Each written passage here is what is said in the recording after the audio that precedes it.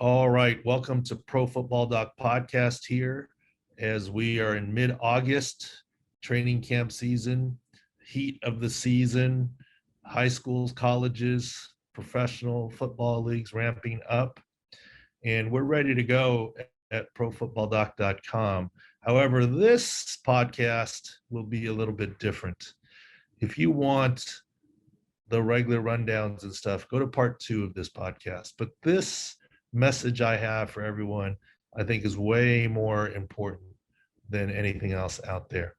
Look, if you want the usual stuff, you can go to profootballdoc.com, download free. There's a 72-page preseason injury preview of all 32 teams, etc., Doc Live stuff, etc. But this podcast, at least part 1, is really, really important.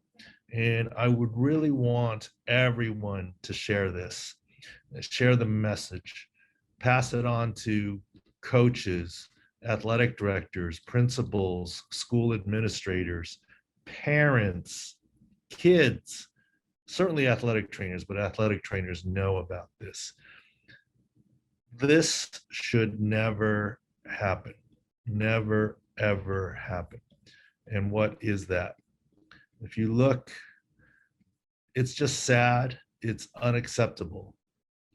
Alabama high school football star Dimitri McKee passed away at the age of 17 after a football practice. This is 20 years after Corey Stringer passed away from a heat stroke. And it is outrageous to think that it is still going on.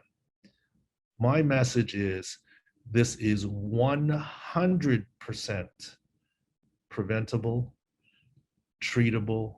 There's just no excuse for it to happen. Look, Corey Stringer's death was tragic. That was in the NFL, but I'm worried about all the different high school levels, potentially college, and we'll talk about it. This is preventable by coaches and by players and by parents. Yes, an athletic trainer would totally prevent this, but I get that funding isn't always there. It is a complete tragedy to have any kid die of a heat stroke. So let's look at what happened to Dimitri McKee. And I only talk about it here because the family is even quoted in it. So it's not a secret anymore. So no question, the team and the school is very, very saddened by this and in mourning. But according to reports, he passed out at practice. The coaches noticed that the player was having problems and put ice on his back. It happened at 7:45 p.m. and is at the hospital by 8:15 p.m. And it's just sad. It shouldn't happen. And there are more details in this. So what do we know? What do we learn from this so far? The article does say it's heat stroke, and heat stroke can happen fast. Look, I'm not trying to blame anyone. I'm just talking prevention here. Heat stroke, once it starts, it's very, if you don't act very quickly, hard to reverse. Kudos, at least, the coaches were practicing kind of in the evening, although at 7:45, it's probably still pretty hot in Alabama. But at least they weren't practicing at noon or 2 p.m. So at least someone was aware. But especially as training camp, getting in shape, running stairs. I don't know what he was doing, but especially in football, and I don't know this, but, pads and helmet take away a lot of your ability to radiate the heat. It does have a tendency to happen to the bigger guys, although that's not absolute. And kudos to this kid because literally he worked himself to death. He just worked himself hard. I don't know if the coaches were yelling at him or not, and I'm not saying they were. It's just sad. First of all, I would say you need to have athletic trainers on site. By that article, it didn't seem like there was because they say coaches noted. They made no mention of an athletic trainer. Maybe there was. Maybe the coaches were trained. I hope so. But to me, this is more important than even concussions because you die from this. And I'm not, look, there's mandatory concussion training. There should be mandatory heat stroke training, especially if you don't have an athletic trainer present. Athletic trainers are trained to know this. Heat index, wet bulb thermometers, you name it. There's charts. And especially big guys with equipment on, it's very difficult. They said they put an ice pack on it. But let me tell you, that's the right thing to do. But an ice pack is not enough. We should have ice baths ready to go whenever there's workouts in any heat.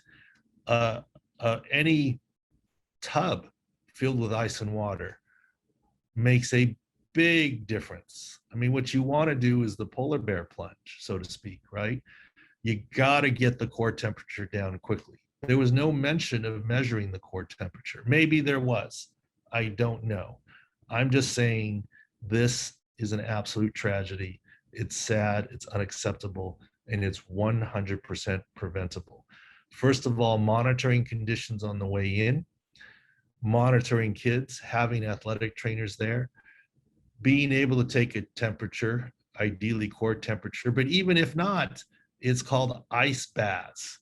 It's not an ice pack. There's no way that that's enough. And let me tell you, half an hour is a long time, especially if you have rising core temperatures. Very potentially dangerous. And I was sad to see that this is not the only time. Just in the timeline that I tweeted, someone made me aware of other ones. It's just completely sad. I'm looking through it here, but there were other kids. They're pointing out another kid that apparently passed away due to this. And, I'm not finding it in my timeline now, but because there's so many different comments, but it's just completely sad that this has to be the case. Here it is. Omaha South football player dies, collapsing from heat stroke.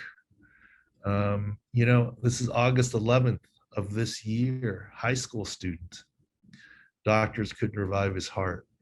There's just no reason this should happen.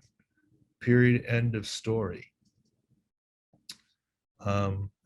Look, there recently was even in the news 2 coaches charged with murder in the death of a basketball player who collapsed during practice. 16-year-old.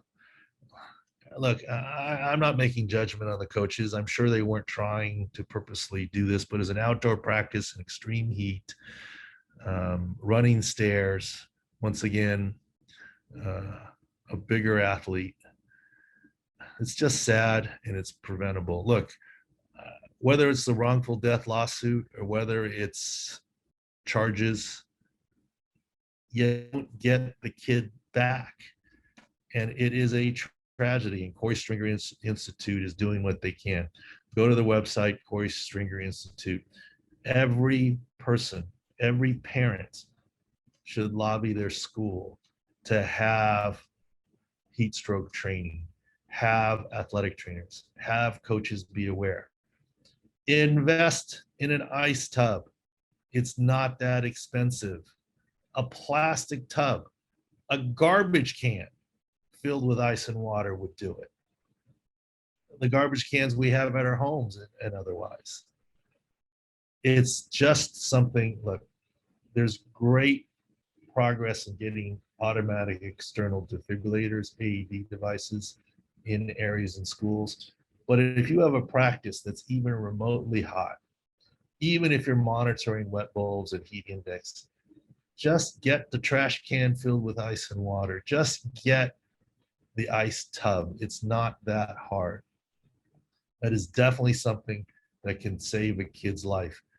Of course, it's monitoring prevention on the front end, but you never know if there's an underlying cause that even with a normal or acceptable heat index or wet bulb thermometer reading. Simple prevention here, more important than an automatic external defibrillator, easier to do. I'm sorry to be so dour in this. Look, I'm an orthopedist.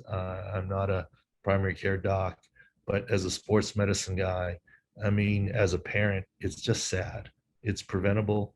And I'm sure the coaches didn't mean it, but principals, athletic directors, programs, club coaches, parents need to take an active stand here so this really doesn't ever happen again.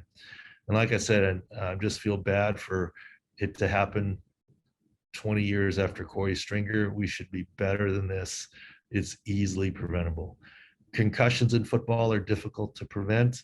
You can do all you can to keep kids safe, but this is preventable. This should never happen.